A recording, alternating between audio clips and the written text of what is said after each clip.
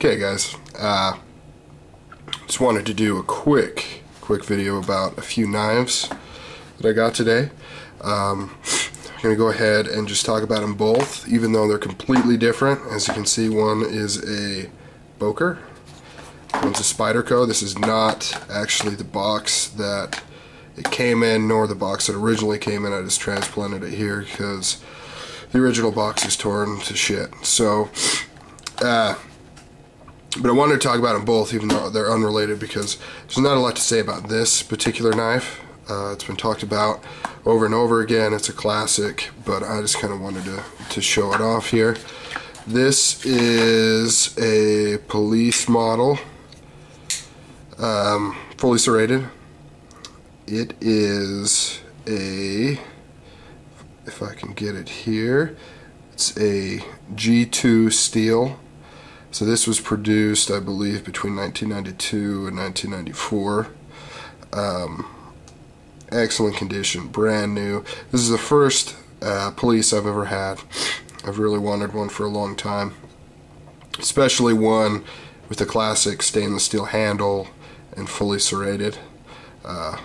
So that's that. You know, obviously, if you want an in-depth review on how well this knife performs, how it feels, specs and whatnot, there's tons of videos out there, but I just wanted to show it off. I think it's cool. I'm glad I got an older model, got a great price on it, so that's that. But the one that I really wanted to talk about is this Boker, just because I have not seen a lot of videos on this. When I was deciding to purchase this knife, I kind of went into it blindly.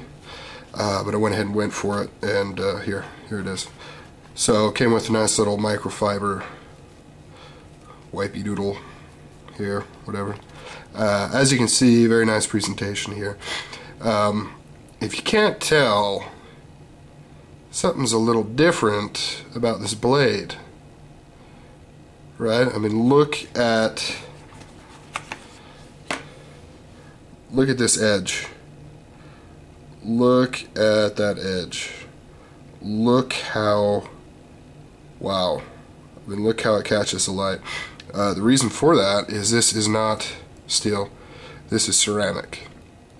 It's like a powdered ceramic that they put under high heat, compress it, and it creates a substance that's almost as hard as diamond. And if you don't know a lot about ceramic blades, I'll give you a little intro here. You may ask yourself, well, why don't they make every blade out of ceramic if it's so frickin' hard and so sharp? This is the sharpest blade. I don't like cut tests because, you know, basically any blade can be sharpened, but this thing is just laser sharp. Sharper, I mean, I'm not even holding this paper firmly, and it's just, well, okay, not that time, but it just slices right through. The reason is that ceramic. It's so hard. You can get it so sharp. And under most blades, when you look at that sharpened edge, it's always got little ridges in it. It's got little curls in it because that's just the way the steel responds. But this is like glass. It is so smooth. More about the knife. Titanium handle, frame lock, which is awesome. I love titanium. I love frame locks. It's a decent size. I got pretty big hands. You know, it's not huge, but it's good. The main thing is the price point. Ceramic blades are really expensive. This is the Boker Anti-MC, I believe is what it is. It doesn't have any.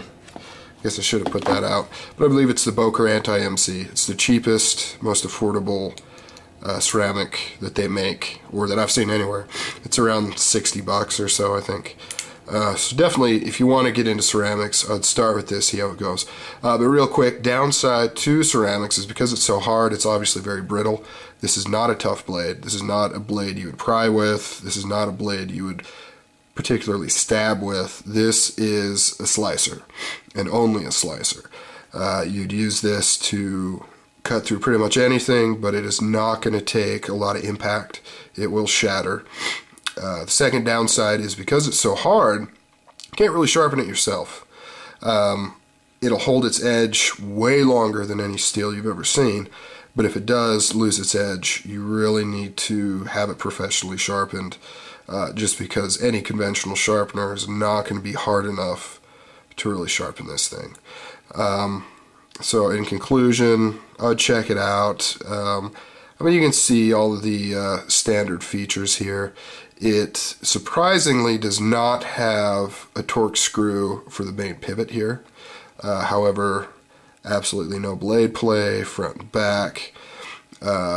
This pocket clip leaves a little to be desired. As you can see, it kind of moves because it's so skinny and long. I don't typically like knives that only have 2 screws. But I would say all in all, for getting a ceramic knife, titanium handles, beautiful knife for the price point.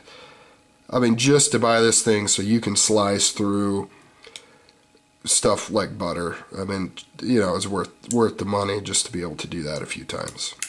So definitely check it out. And I guess that pretty much concludes it. I mean, it speaks for itself. It's a very nice presentation blade. You know, it's not an EDC blade really. I mean, I guess you could, but it's mainly a collection type blade, or a keep around the house to cut open packages, envelopes, things like that.